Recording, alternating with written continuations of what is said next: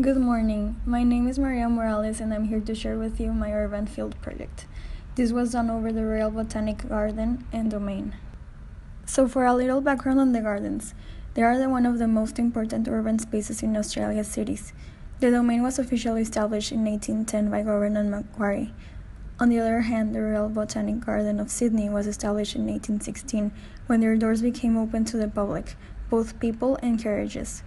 One of their most recent assets is the new Living Art Gallery, also known as the Calyx. The urban theories that can be found and analyzed in the gardens can be synthesized in three. Utopia, which as we know refers both to the ideas that people have, want, and need compared to their everyday life. How does this go back to the Royal Botanic Gardens? Each member of society deals with their own everyday world, which they escape momentarily when strolling at the garden, fulfilling their desire to avoid reality and reflect upon what their perfect life would be.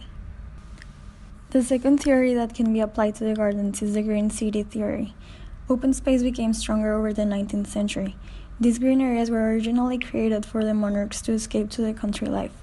These areas also became an excellent aid to public health and to provide for recreational activity. Several studies have shown a positive correlation between green spaces, mental and physical health.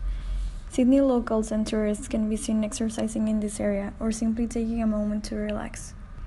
The third theory that applies to the Royal Botanic Gardens is the diversity theory.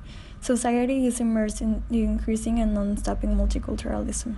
Multicultural values are an important part of society as they enrich one's culture as well.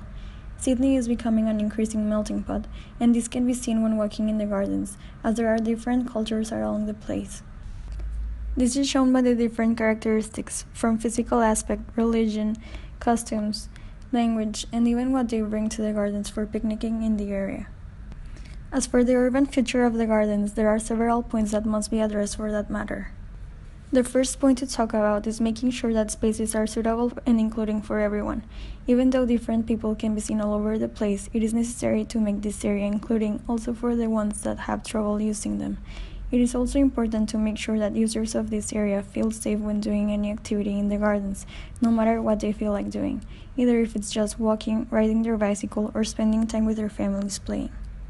The second important point is the promotion of activities that encourage towards community formation, referring to the role that community has in the city. Sydney's population is growing, and it is important to encourage and implement activities that stimulate interaction between its members and involve them in the development and maintaining of the Royal Botanic Gardens and make them appreciate what nature offers.